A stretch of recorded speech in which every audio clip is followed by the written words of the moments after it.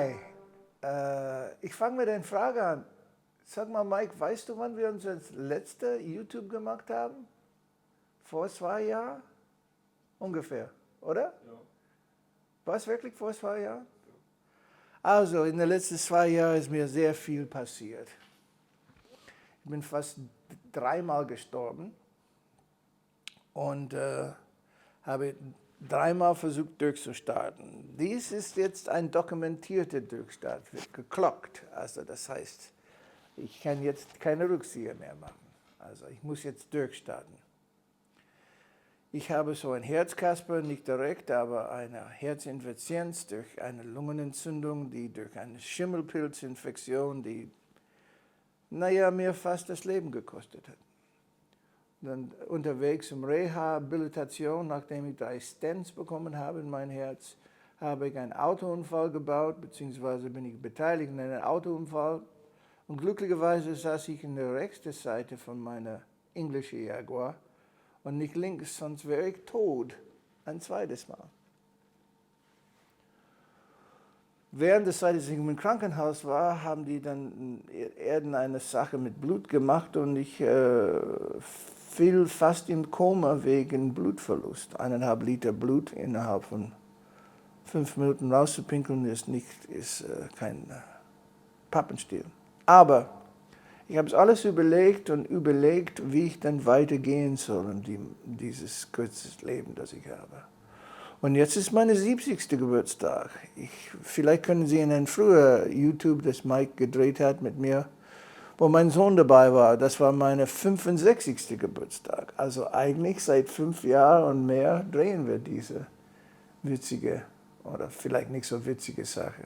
Aber man darf sich selbst nicht zu ernst nehmen. Deshalb habe ich nichts Dunkles genommen, um meinen Bauch zu verdecken für heute. Und ich habe meine hohen rote Kluft an. Ich war Dirigent einer Blaskapelle auf dem Land hier in Deutschland, so in Franconia. Sehr nette Leute und wir haben uns sehr ernst die Sache genommen. Ich war wahrscheinlich so ernst für denen, weil nach einem Jahr wollten die mich nicht mehr. Nicht, weil ich den angebrüllt habe, sondern weil ich immer pünktlich gekommen bin, kein Bier getrunken habe in der Pause und die Frauen nicht angemacht habe. Ich habe einfach nicht dazu gepasst. Und wie es manchmal ist im Leben, man muss auch wissen, wann man nicht dazu passt. Und weitergehen. Und das war immer so meine Credo. Ich bin 1982 ins Haar geraten mit einem Chefdirigent, der wollte irgendwie sich als Graf Cox aufführen, ein bisschen so wie Donald Trump mäßig. Und ich habe gesagt, nicht mit mir, Junge. Du hast einen Vertrag, ich habe einen Vertrag. Du musst deinen Job korrekt tun, bevor du mich kritisierst. Und es ging eigentlich nur, dass ich gehustet habe in einer Probe und das hat er dann anders aufgefasst. Wenigstens habe ich den Mut gehabt, aufzustehen, zum Chef von der ganzen Unternehmen zu gehen, er hieß Intendant, und zu sagen, Herr Beck, ich habe einen Vertrag, er hat einen Vertrag. Und er darf mich nicht beleidigen vor meine gesamten Kollegen, nur weil er weiß nicht, was er tut da, von der Dirigentenpult aus. Lange Rede, kurzer Sinn, wir haben das ausgesprochen, war alles klar. Aber meine Kollegen, in den 10 Minuten, dass ich weg war, haben entschieden, dass ich 10% meines Monatsgehalt eingebüßt werden müssen.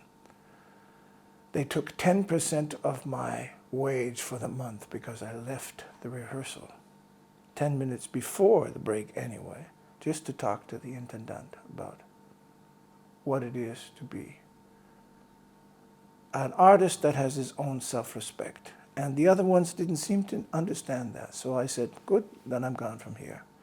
And a week later, I got a call from Würzburg if I wanted to come here and teach, and that's why I came here. Position was created for me in 1982, 83, and that's when I came here. Started full-time in September 83, after finishing my time in Bamberg. So, it was a great time in that orchestra. I loved it, but not necessarily because of the conductors and some of the colleagues, but because of the music itself. I love music.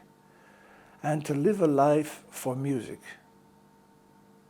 for art, is the greatest gift that one can receive, besides the gift of life itself. And so the theme of these next YouTubes are Visi Darti,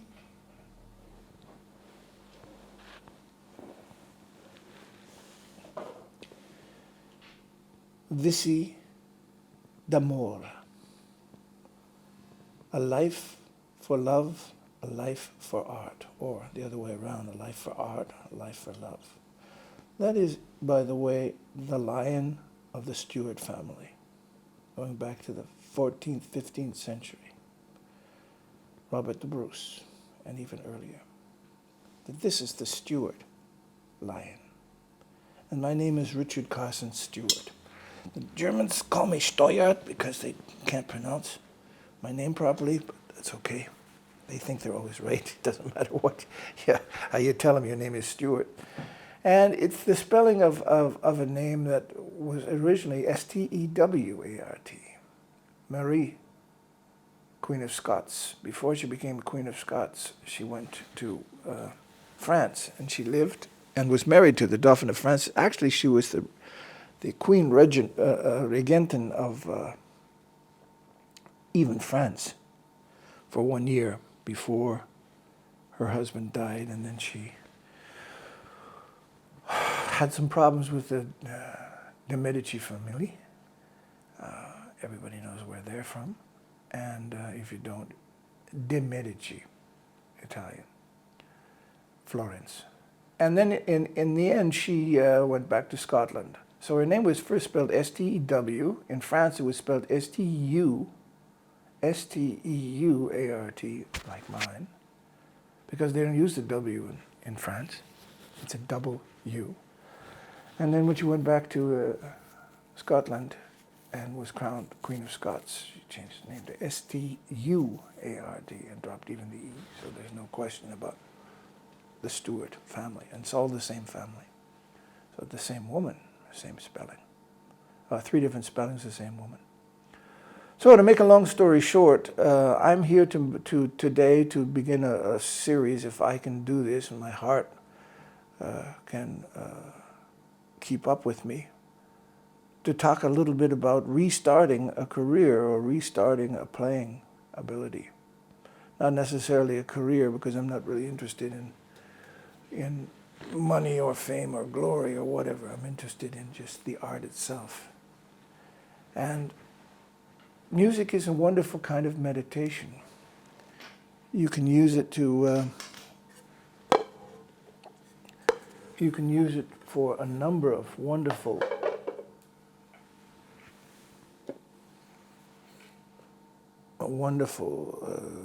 applications.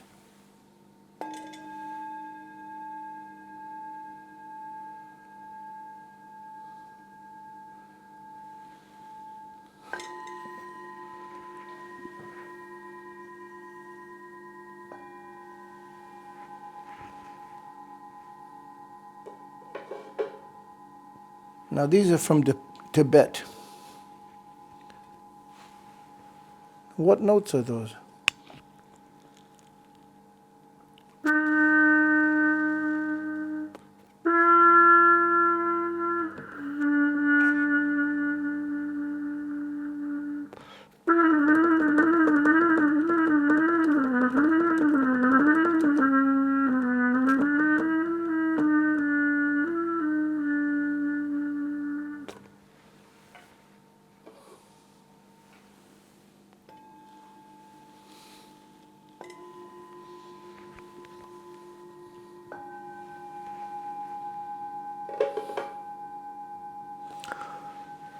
Of course, these are not tempered or tuned one to another. I bought them at Christmas time on the Christmas market a few weeks ago here in Würzburg from a very nice man named Kurt.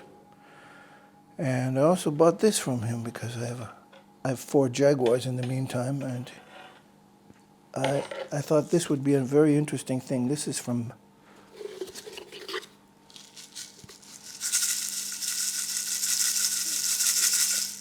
Middle America. It's a Jaguar.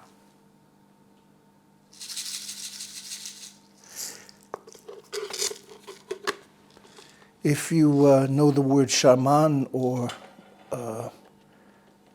somebody that is the Indians used to call him, what did they call him? People that did a medicine man. Medicine man. Well, music is a kind of medicine. It's probably the most important kind of medicine that one can take just through the ears, but also through the body.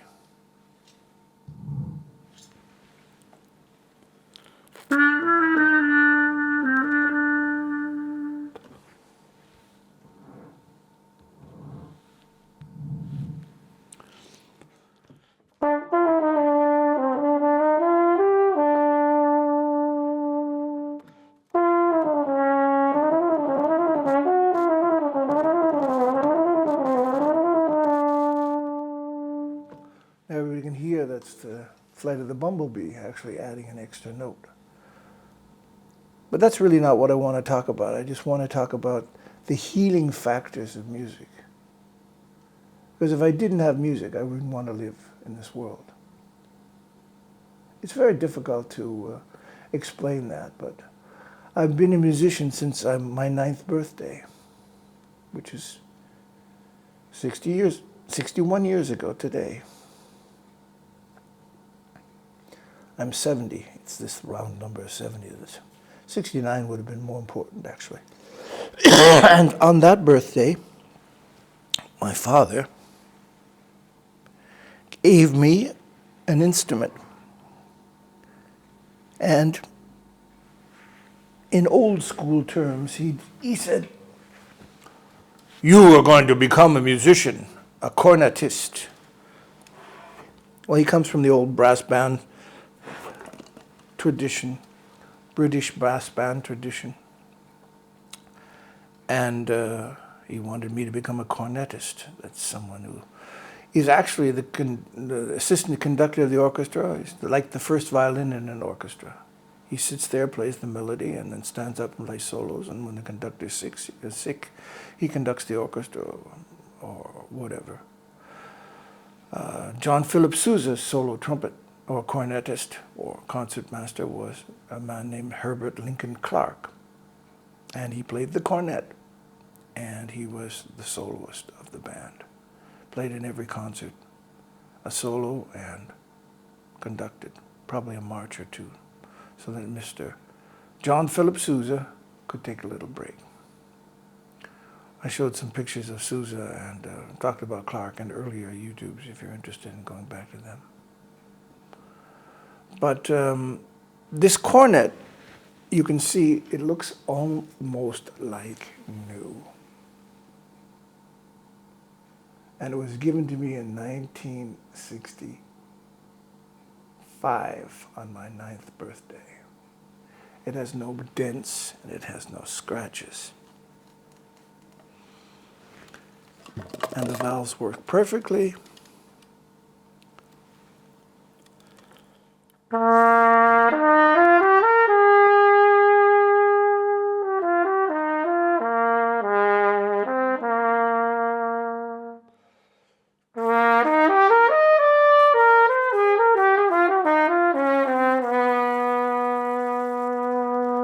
And it has triggers to play in tune. When you add 1 and 2 and 3 valves at one time, the instrument needs to be corrected because it works on the overtone series. Another theme altogether, but just speak about this instrument. Cost cost my father $360 in 1965. And in 1965, that was enough to buy a good used car. A Chevy, something like that. But he bought me a cornet because he had great expectations of me. And he told me, "You will become a cornetist, and tomorrow we start." And he taught me for 6 months, and I learned fast enough that I could get away from him, get to a professional teacher, because, of course, he gave me a lesson every day. When I came home from school, I had to play my lesson. And it's a little bit about how to learn how to play the instrument. He didn't know much about triggers and about intonation because he played a euphonium. You can see him up there. I'm sitting on his knee. Maybe that was my first lesson. I was 1 year old. There's another picture there of my brother and I. He's Donald. I'm sitting on Donald's knee in the same chair in the same series of pictures. But my father played the euphonium, that's a tenor tuba, and it had compensating valves. So you put combinations down and it would add extra pieces of pipe automatically. It's a system of mathematically determined acoustical improvements on an instrument. But a cornet doesn't have that kind of thing, so you need to be able to move the slides. Now, the first thing I learned to play was number 11 in page 13 of the Jean-Baptiste Arban, the great French cornet soloist of the 19th century, his method. And the first note is an F.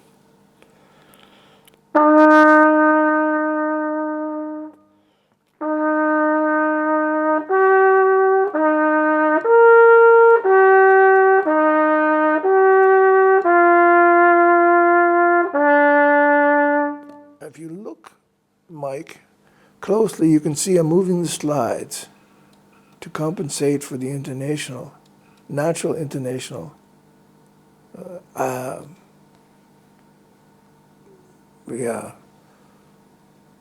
Eigenschaften in German. Sometimes I forget the words in English. Idiosyncrasies of an overtone system.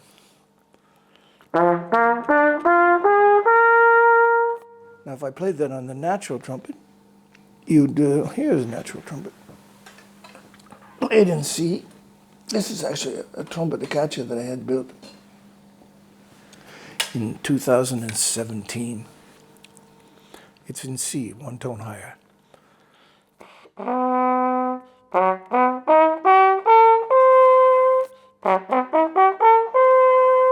Now, all of those notes are natural tones, and the instrument is almost, because it's in C,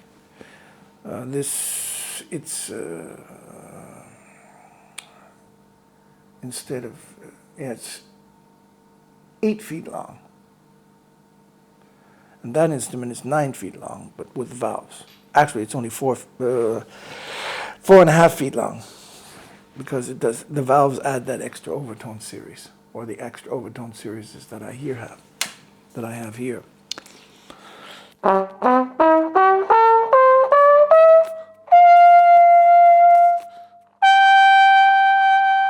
That being a G. That G is, of course, the 12th overtone. The 11th overtone is that note that I corrected with the hand reflection. If you look here in this book, come over here, please, very quickly, pan into there. There's interesting here because in this book by Theodore Charlier, he talks about overtone resonance and how the natural trumpet works. Mitten in his 24 his beautiful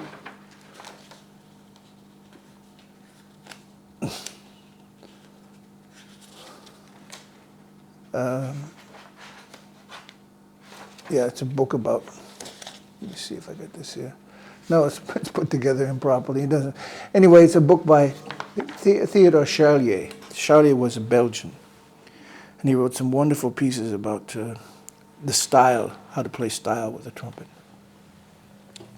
But he was also very interested in teaching just generally how instruments work and how necessary it is for the musician to understand the theory of his instrument. Most trumpet players don't understand the overtone resonance of their instrument at all. They just get used to playing. They think they put down a valve combination and that's the correct valve combination. But there's always alternatives.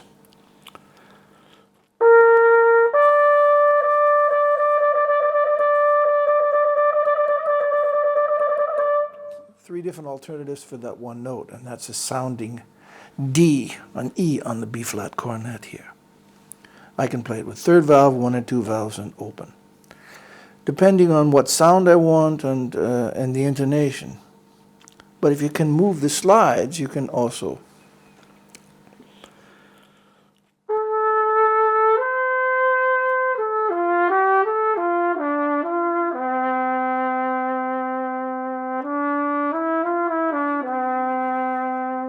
if I didn't move the slide out that far, that's almost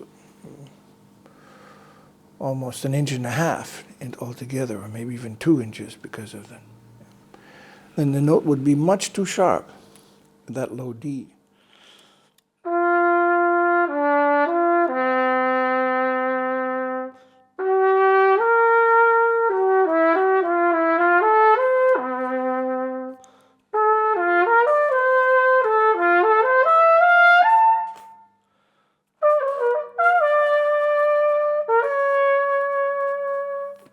Okay.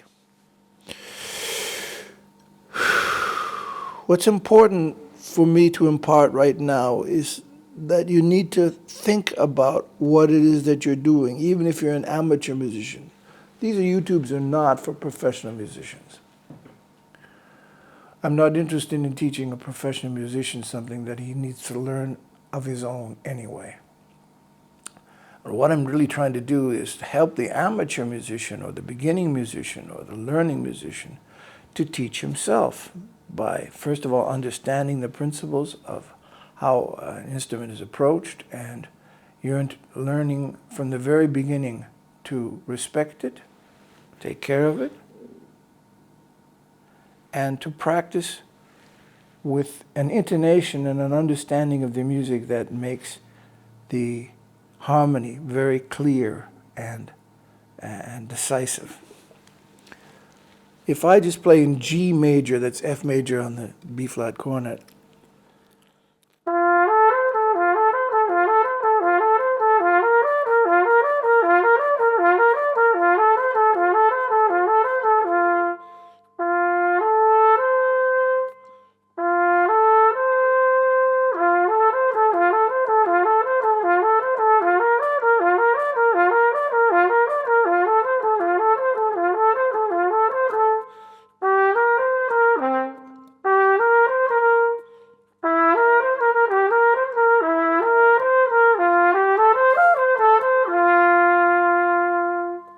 now I'm using the first valve trigger to take another overtone that you would normally take for that note.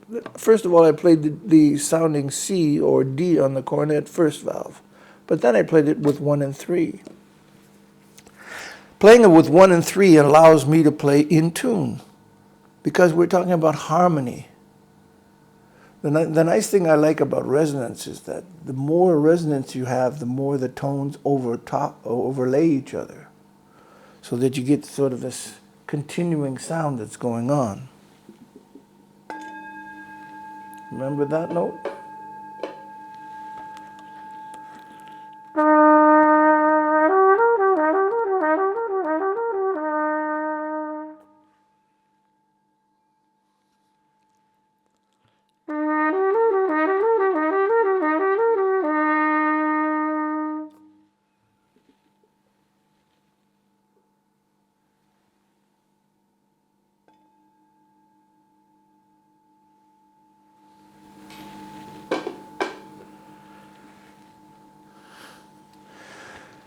So I'm sort of rambling on and on and on because I think it's necessary for me to find myself again in this modus of how to do a YouTube that's interesting and informative and at the same time entertaining.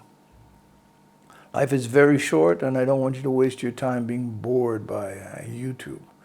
And right now, my friend Mikkel, is telling me, maybe we should make a break so you think a little bit more about other things before we go on, because otherwise it's going to get too long and too boring. So we'll call this a cap right now for the first YouTube of my birthday, my 70th birthday here on the 31st of January, a new start of Visi Date, Visi Demora. Thank you for tuning in, and I hope that I will get more entertaining and interesting as time moves on. Believe me, I'm trying my best. Bye.